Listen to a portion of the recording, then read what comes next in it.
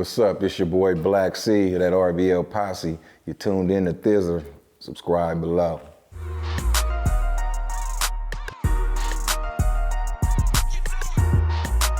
Yeah, as far as Mr. C, man, you know, him and Hitman was like my favorite rappers, man. I mean, he made me step my stuff up, because at first I used to just rap. I just be like, I'm gonna use my voice.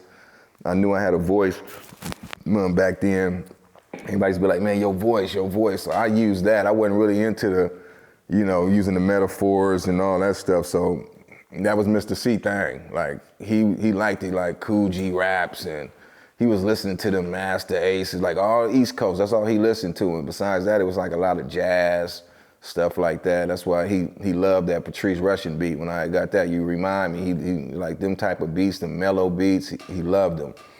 So, but yeah, lyrically, and we never wrote together. We'd just show up, I'd just give him the beat, like, yeah, this is what the title is, this is what the hook is. Sometime we might come together on a hook, or sometime I might just do it myself, make it up. But when he used to drop his stuff, I used to be in there like my jaw on the floor, like, damn, like, what this fool just say? Like, man, like, oh, he a fool with it. But yeah, he was my favorite rapper back then. That's why I took him right in the studio. As soon as we did Hit Squad New Jack, because that track, if I can get it off my own, I mean, I got the track, I just need an old 4 track to really pull it up, because everything I tried to play it in, it played hella fast, sound like a chipmunk. But he was spitting like lyrics back to back, every bar he was just dropping. I was just like, oh, this boy dropping jewels. Like, man, he dope. Took him right to the studio. Like you said, he came at the right time. As soon as he came, we headed right to TC, and he was in there dropping real music, you know what I mean? A week, like 2 weeks later, yeah.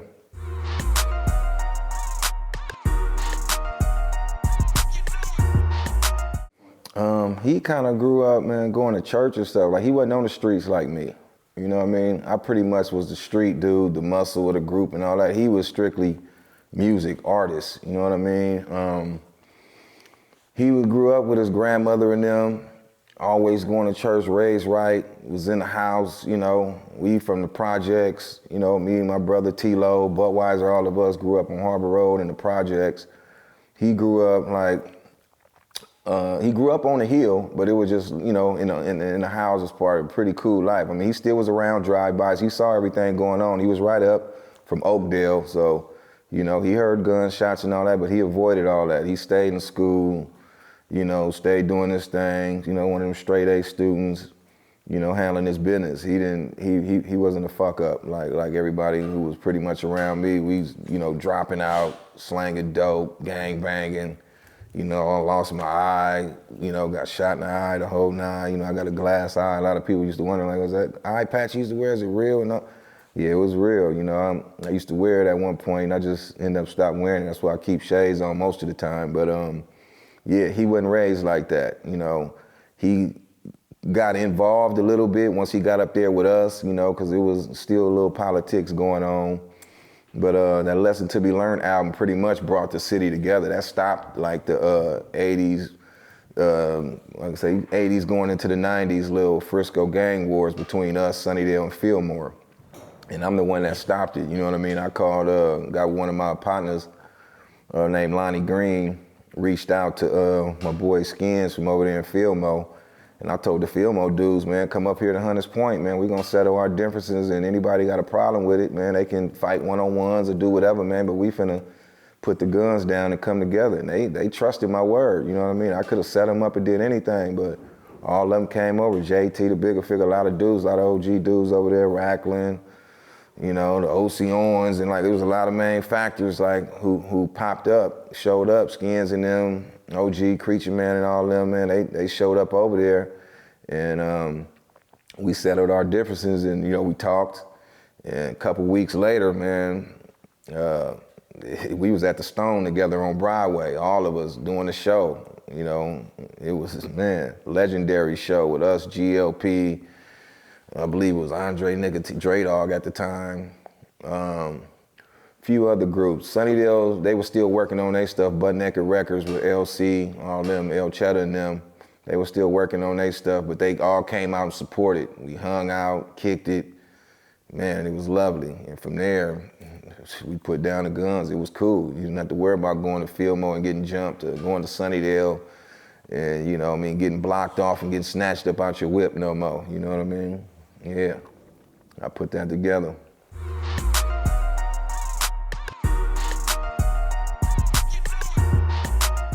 Yeah, what happened was it was crazy, is a lot of our stuff was original.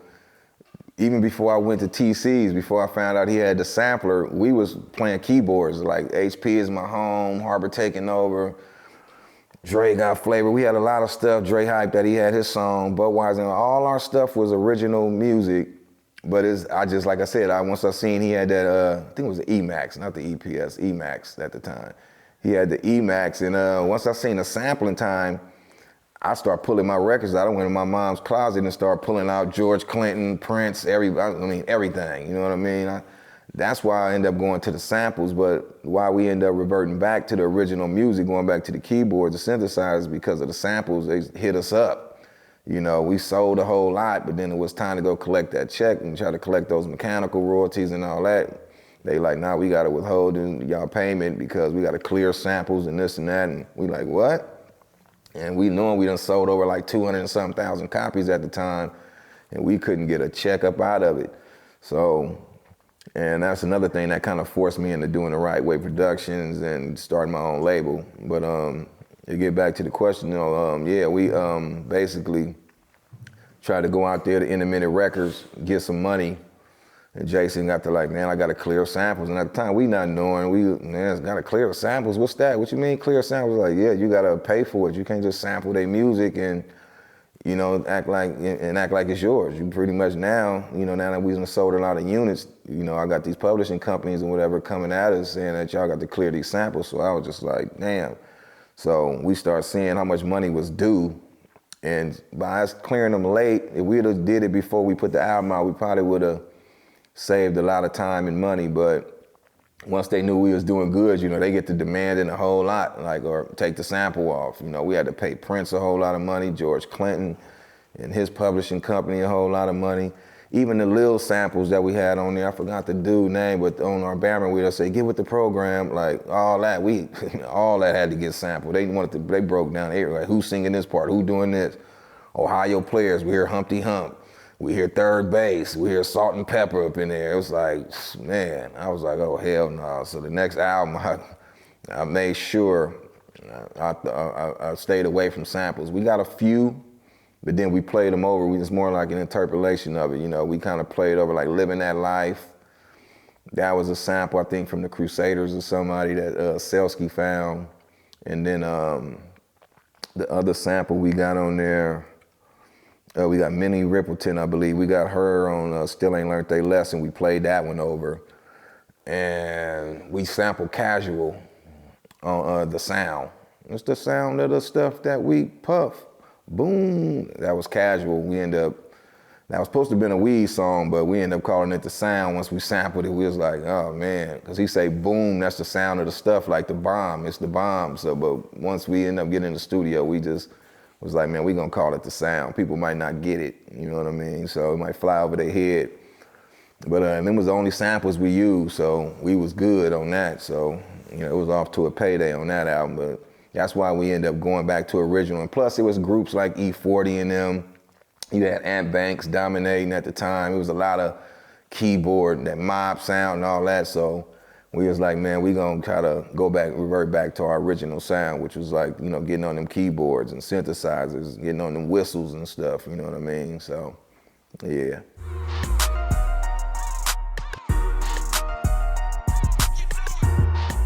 Bluebird, that was just something I made on the fluke. I actually got that idea, that bass line from Wu-Tang, because they had came out with that, could it all be so, doom, ba-doom, doom, doom, that little beat.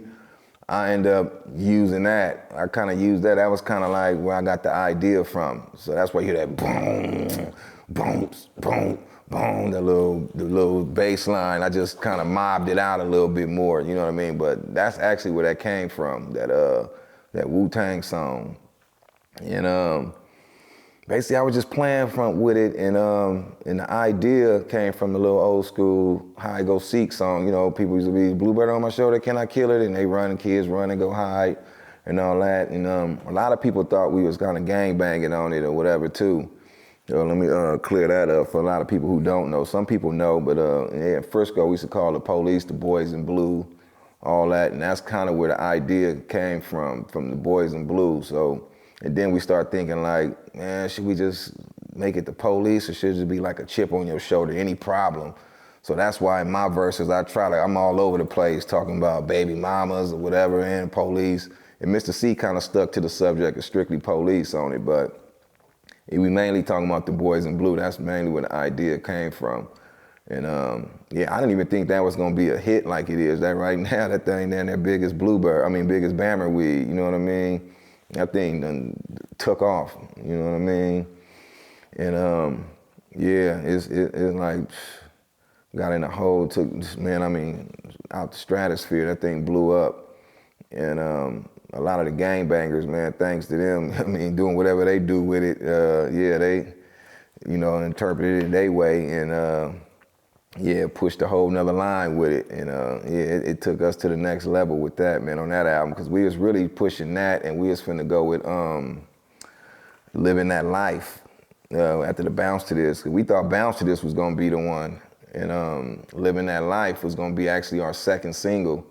But then Jason was just like, man, Bluebird, DJs is demanding Bluebird, they want a single for it. And I was just like, man, I don't know how we gonna radio it.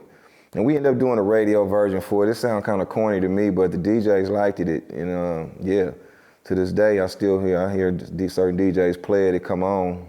And I be thinking it's the original version until I start hearing my vocals on it. I'll be like, oh shit, you know what I mean? But yeah, Bluebird was just out of here.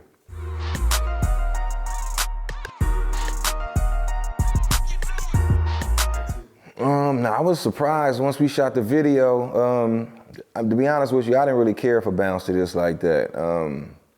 It was a dope song, don't get me wrong, but I didn't really care for it. It was a few other songs that was on there that I liked over that. Like I was mentioning, like the sound, I like the Funktified. But I guess Jason too, he was thinking as far as like mainstream wise, what we can get on the radio, what's workable on the radio, because like we didn't work on singles. We just pretty much worked on the album, and you got to find a single off of it. That's kind of like how we did it back then. We just worked on the album, and he pretty much like Bounced to This, got like, man, with the Snoop sample in it, front, back, side to side, we would shoot the video, have a few females dancing, show people they could dance to it. And I was just like, oh, okay, yeah, that might work. And then, he did some corny stickers with a bouncing ball and all that stuff to my Bounce to This. That was kind of corny, but, we shot the video, and it actually took off a little bit. It did some numbers. People actually liked it, you know what I mean? It did pretty cool. Made it to Yo MTV, Rap City and all that. Got some play on the video stations. The box was out back then too. It did pretty good on the box. Yeah, Bluebird kind of crept behind it. Like I said, on the mind of his own. We didn't even know. It was just seeping on the under. Like DJs just took to that, and they was kind of making their own radio versions of it, trying to reverse words out of it and like doing stuff like that. And that's when we ended up jumping on Bluebird. And then that was supposed to be the next video, but we ended up falling out with Jason. And plus we had labels at us then too. We had like Relativity Records. We had Def Jam and them at us, man. We had that small company too that had Twister, Zoo Entertainment, I believe it was back then. They was trying to get at us. We had a lot of people, but then Craig Callman and them over there had, before he went to Atlantic, Craig Callman was at Big Beat. And man, he just made us an offer we couldn't refuse. Between him and Relativity Records, they was the ones coming with the best deals. Tommy Boy was at us too, but we ended up going with Big Beat Atlantic Records over there with Mike Karen and them, and Craig Callman and them. Yep.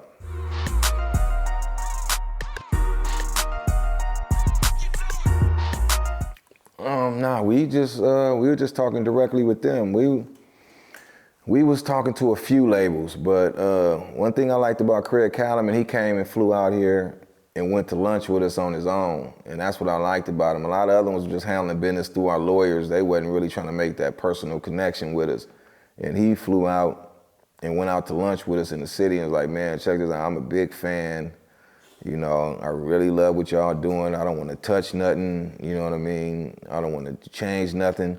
I just want y'all to be y'all and just come over here with me, rock out with me. You know, he told us that Jason was trying to get a deal for the whole label and not do a strictly artist deal with us. He didn't really want us to go. So he was like, man, but I'm ready to get with y'all and, you know, we can buy him out, do whatever it is. You know, I know y'all owe him one more album, you know, but I'm willing to do what it takes.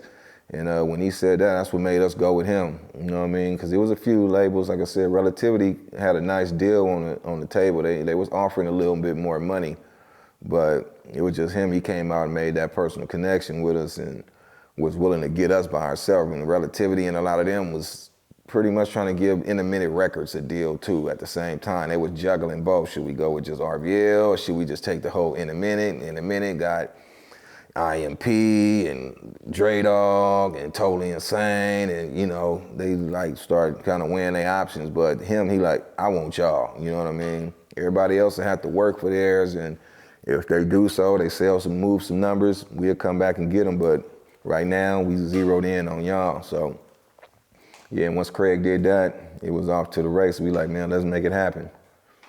And that's why we ended up rocking with Big Beat Atlantic.